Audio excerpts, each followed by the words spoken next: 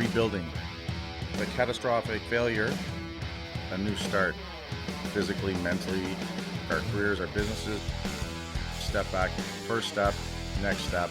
The driver in me just wants to get it done tomorrow. We'll do this, do that, let's move this, where are we at with this? You build some confidence, build some self-esteem, start to feel better about yourself. The Silverback Blueprint Podcast, a show for men over 40. We focus on getting stronger, staying motivated, building discipline, creating a community, and becoming truly happy. Hey guys, and welcome back to the Silverback Blueprint Podcast, episode 172, Stop Thinking It's Going to Be Easy. This is something I actually have to keep reminding myself along the way as we continue to grow as a brand, and we continue to grow as a podcast, and as I continue to grow as an individual. The more we push ourselves, the more we put ourselves out there, the more we take on, the harder it gets sometimes, right? If you're going to try and want to have 10x the results, as Grant Cardone likes to say, then he says expect 10x the resistance and the problems.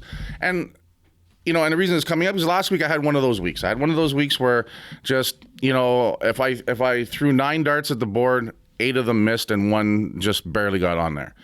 And when you've got a certain amount of momentum going and you have a business and you have cash flow and you've got all these things happening, you have a daily burn rate. Things just burn, right? So much money every day costs just to keep the doors open, the lights on, that kind of thing. And if you're having days where things just aren't firing for whatever reason, and a lot of times, out of your control, shit just happens, right? Well, it can get pretty tough. It can get pretty stressful, right? That kind of thing. You're going to have to become resourceful. You're going to have to figure things out. Sometimes you have to make an uncomfortable phone call or two or a decision, put things off, all the while smiling and still providing your service and doing what you're supposed to do because people have come to rely on you and depend on you. And that's very important because you work really hard to create that, to have that responsibility. But there's days where it's just going to be really hard. And we have to remember that, and we have to be ready for that, and we have to brace for that. And we can't let ourselves get too beat up by it at the same time. We have to acknowledge it. We have to sort of take it in, look at, okay, what's going on?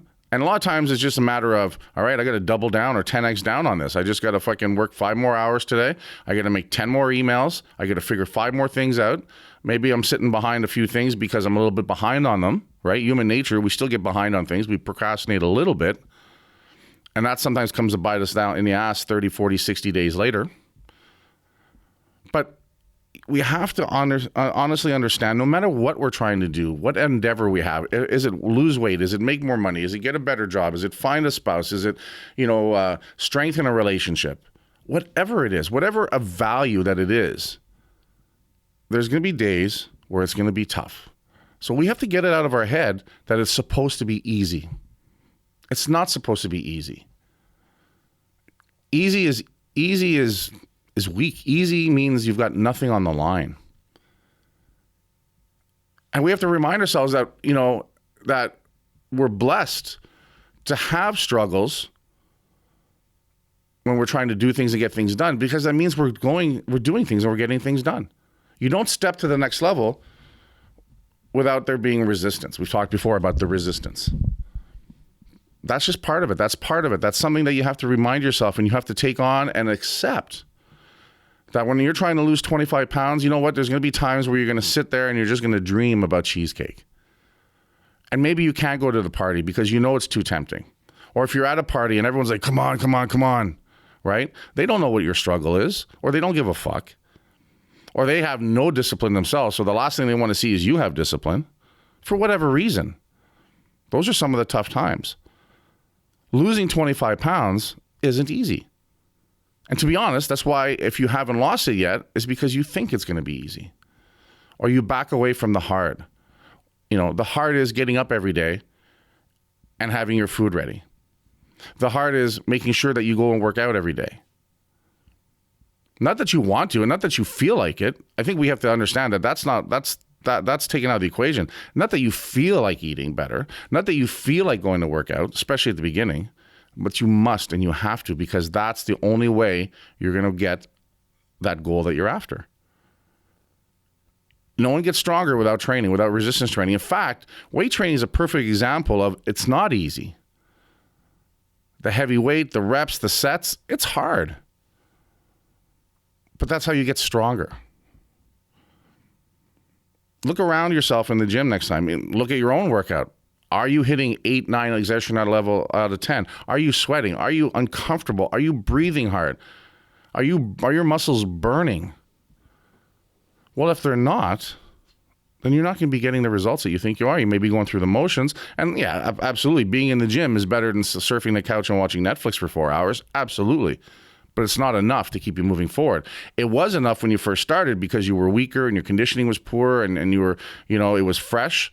So that level of training was a big exertion at the beginning. And that's what I see happens to a lot of people in the gym as well. They're doing the same program they did 6 months or 6 years ago. That stopped working 40 days in because your body did all the adaptation it's going to do. Now you're just coasting. So we constantly have to be moving forward if we want results, if we want to make changes. Now, there's people out there that are, tell themselves they're happy where they are. And I believe there's some people that truly are happy where they are. But those people are definitely doing stuff they enjoy doing. They're meeting the expectations they have on themselves, right? They're out there. I really believe they're out there, and I envy them and I respect them and I look up to them no matter what level they are. If they're truly happy, they win. They're winning. But I guarantee you there's a huge percentage of people that say they're happy and they're full of shit. And they're lying to themselves. They're lying to you, but they're mostly lying to themselves. At the end of the day, we want things. We want to feel better. We want to look better. We want to be loved. We want to be noticed. We want to be appreciated. We want to be safe. We want to be fed. We want to be warm. Those are all the needs that we have instinctively as a human being to stay alive, to survive. But what happens sometimes, right, is that we get some of the basics, and then the other stuff that's a little bit tough, we sit back and we accept some mediocrity on it, right? We lower our expectations. We settle. Settling sucks. Because settling might be okay for now, for this instant. But you know what? It's going to come around and it's going to bug you. It's going to bite you in the ass. We talked about it before that, what's that lady that wrote that book that you want to count to 5 and get it done? Mel Robbins. Right? Really, really good. Cool chick, smart chick. And it's very true. How many times have we sat there in our mind, something happens, we get to a situation, we know exactly what we should do. But if we don't react to it within the first 5 seconds, we're going to talk ourselves out of it. It could be, we call it listening to our gut, our instincts or whatever. But I believe 9 times out of 10, we know the right thing to do, the thing that must be done, what we should be doing, but we fucking talk ourselves out of it. We talk ourselves out of it because we're tired. We talk ourselves out of it because we're scared. We talk ourselves out of it because lack of confidence or self-esteem. And I get it. We've all been there. And we're all going to deal with it from one level to another. Ideally, we try to have that happen to us less and less and less. Perfect example is that you wake up and, even if it's before the alarm, once you're awake, you should just sit up and get out of bed. But a lot of times we don't. I know I have a hard time with that in the winter when it's -4 gazillion outside. Because the house might be warm, but it's still cold compared to what it is normally. And it's nice and comfortable under the covers. It's nice and warm. You can cuddle up or whatever. Right? Kind of hard to want to burst out of that. But at the end of the day, we need to. As soon as we wake up, that's our body saying, we're awake, let's go. But that's another reason why we need to eat better and exercise more and be fitter and healthier so we have more energy. We have more reserves. We're ready to take action at a moment's notice because we're prepared. There's a movie that came out back in the 90s called, I'm going to screw it up, Soldier with Kurt Russell. And Brandon Lee was the opposite, his opposing character and stuff. And basically what it was, this whole premise was, it was in the future.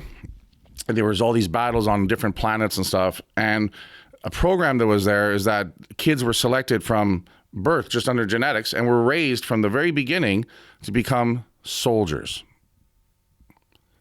And then it shows them growing up and going through things and, 12 years old, fighting and that kind of stuff until they become men and they're like badass military soldiers in the future and stuff. And Kurt Russell is sort of in that first wave, that first generation of that. And then part of the movie comes where there's this new general, and he's claiming he has a better way of training the soldiers, and he's got his version of those guys that have been raised from birth and stuff, and they're all lined up, the old generation and new generation, and they want to sit there and show who's got the best soldiers. So what they turn around is they look at one guy and they go 26-mile run, go, buddy just takes off. The other guy, the older generation, looks at Kurt Russell, he goes 26-mile run, go. And Kurt Russell takes off after the much younger guy, Brandon Lee. They're both jacked. They're crushing it. They're running it.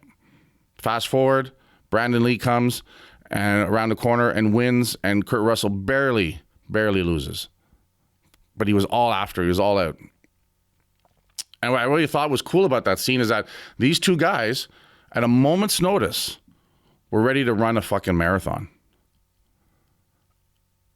Now, this is a movie. It's futuristic. That's an extreme. But why can't we be ready? Why can't we be ready to, hey, listen, let's run 5K. I've done it. Tough as shit. I had to train for it. I want to get back to it. But I'll tell you, when I was at that point where I could go run 5K, I felt pretty damn good about myself because it's something I never could do before. And the fitness level I had at the time to do that was the best I'd ever had as far as cardiovascular and fitness for my size. I was still 290 at the time. I'd lost 100 pounds.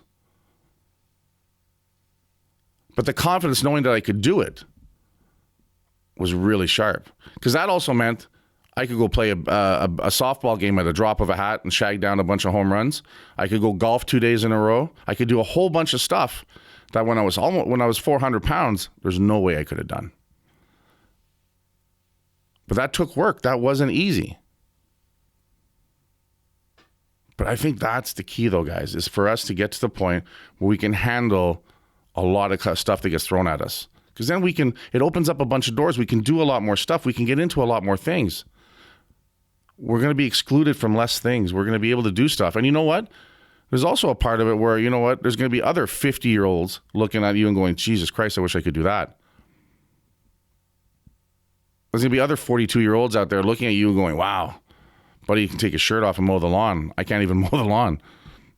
Do you know what I mean? That, to me, is where I want things to go.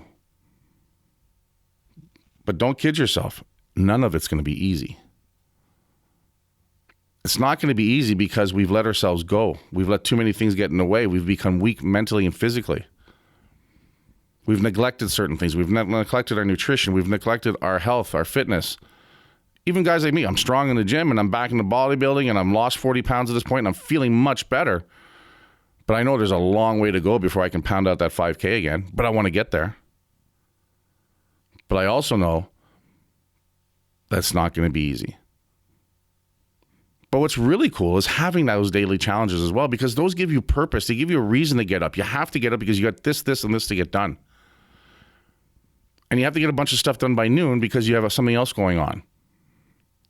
When we don't have enough to do, when we don't have a purpose, when we don't have things guiding our daily activities and where we're going and what we're doing, we are lost. And it's not a great feeling. And we don't like feeling lost, so we're going to find things to keep ourselves busy. We call it busy work. Because that's the easier route to do it. The harder part is, hey, I said today I'm going to make these 10 phone calls. I'm going to make these 10 phone calls. I said today I'm going to get up early, half an hour earlier, and hit the gym and do half an hour cardio.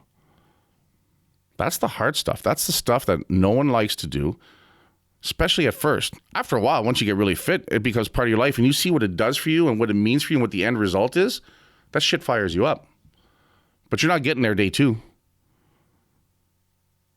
Or you're excited for the first week, you're making it happen, but you know what? When the romance and the excitement and the glow of what you're doing starts to wane because it's week 3 or 7 or 15, it becomes tough again. But we have to stop telling ourselves that it's always going to be easy, because it's not. If it's worthwhile, it's going to be tough, and there's going to be tough days. And there's going to be days where you want to quit. There's going to be days where you want to run away. There's going to be days where you want to hide.